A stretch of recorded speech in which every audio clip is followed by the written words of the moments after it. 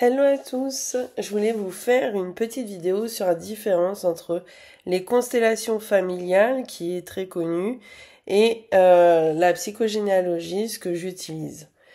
Donc déjà, elles ont un point commun, c'est que ça travaille sur le transgénérationnel et toutes les mémoires familiales.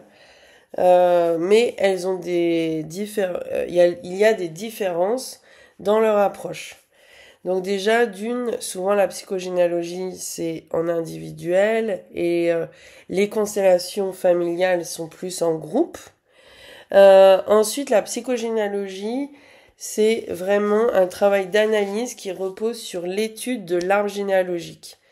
Donc on cherche à comprendre les schémas familiaux, les secrets ou les traumatismes qui influencent notre vie actuelle.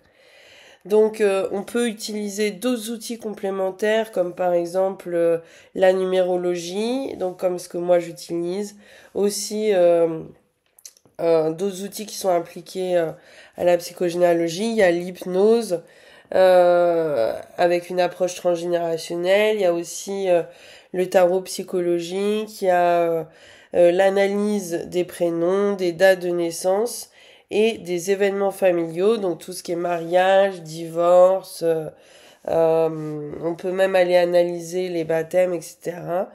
Tous les événements familiaux qu'il y a eu. Donc l'objectif est de conscientiser ces blocages pour pouvoir s'en libérer progressivement. Donc ensuite les constellations familiales, donc qui a été créé par Bert Hellinger. Donc là, donc c'est en groupe.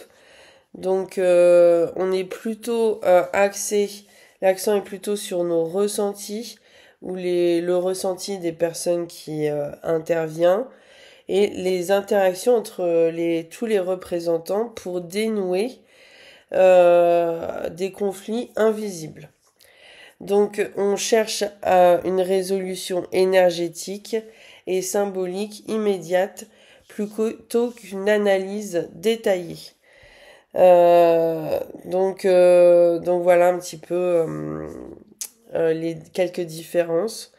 Donc elle se rapproche beaucoup. Donc c'est vrai que moi qui ai vu la série Le Chemin des Oliviers, qui est vraiment ciblée sur les constellations familiales, où ça montre bien qu'on est dans l'imagination. Donc là c'est romancé, donc en constellation familiale on ne voit pas les schémas du passé comme là on pourrait le voir dans la série, mais ça se rapproche vraiment beaucoup parce que l'avant et l'après peut être souvent similaire, même si c'est vraiment des approches différentes, des techniques différentes, mais qui sont très similaires malgré tout.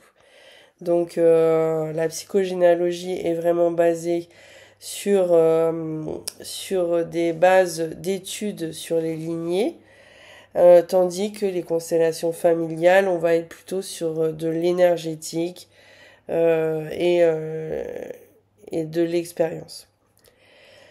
Donc voilà un petit peu les différences. Donc je vous dis à très vite. Donc si jamais vous êtes intéressé pour tester, n'hésitez pas à regarder en dessous la vidéo. Il y a mon site internet et toutes les offres que je propose.